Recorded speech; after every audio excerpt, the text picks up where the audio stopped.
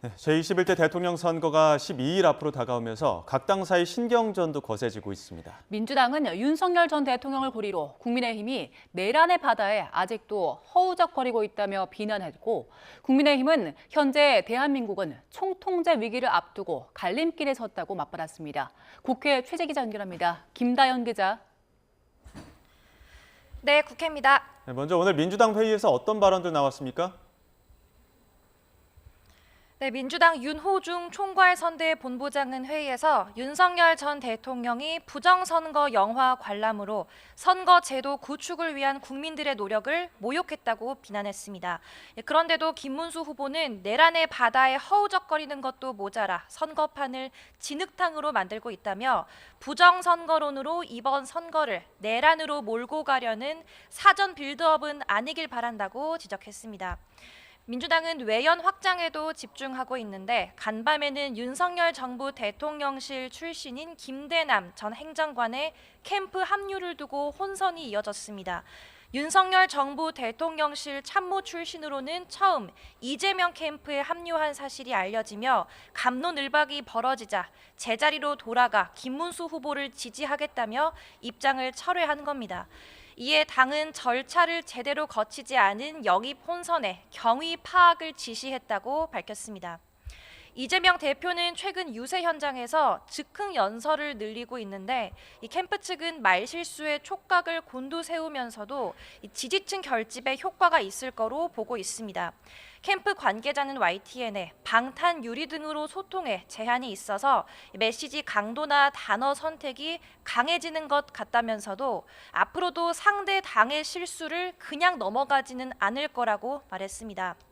이재명 후보는 이번 선거운동 기간 중 처음으로 제주를 찾은 데 이어 오후에는 경남 양산시로 자리를 옮겨 집중 유세를 이어갑니다.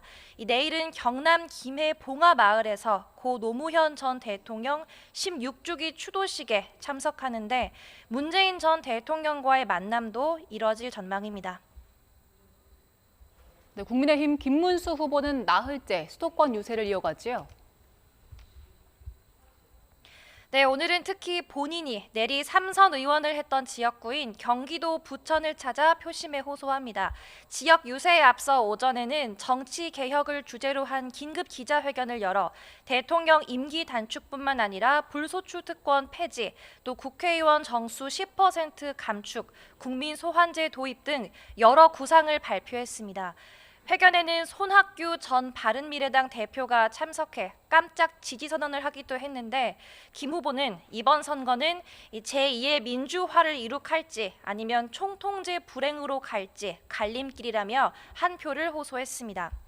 국민의힘은 반 이재명 연대를 기치로 따로 또 같이 전략으로 막판 따라잡기에 집중하고 있습니다. 한동훈 전 대표는 선대위는 참여하지 않고 있지만 최근 부산과 대구를 찾은 데 이어 오늘은 충북 청주와 강원 원주에서 지원 유세를 이어가고 있습니다. 미국에 머무르는 홍준표 전 시장 역시 선대위 참여는 고사했지만 김문수 후보에 대한 확실한 지지를 표명했고 또 민주당과 손잡는 일은 없다고 약속했다는 게 당의 설명입니다. 남은 건 개혁신당 이준석 후보와의 단일화 여부인데 이 후보는 정치공학적 단일화는 신경 쓰지 않는다며 여전히 거부 반응을 보입니다. 당은 계속 구애 작전을 펼치고 있는데요. 국민의힘 선대위 관계자는 YTN과의 통화에서 우리 힘으로 당선 가능성 안에 들어야 이 후보도 합류하지 않겠냐며 지지율이 상승 추세를 타서 5%포인트는 올라야 할 거라는 현실적인 분석을 내놨습니다. 이런 가운데 개혁신당 이준석 후보는 오전에 최원일 전 천안함 함장과 국방개혁을 두고 대화를 나눴습니다. 이 후보는 잠시 뒤 인하대학교 학생들과 만나 청년층 표심 잡기를 이어가고 오후에는 주한 미국 상공회의소 대담에 참석합니다. 지금까지 국회에서 YTN 김다연입니다.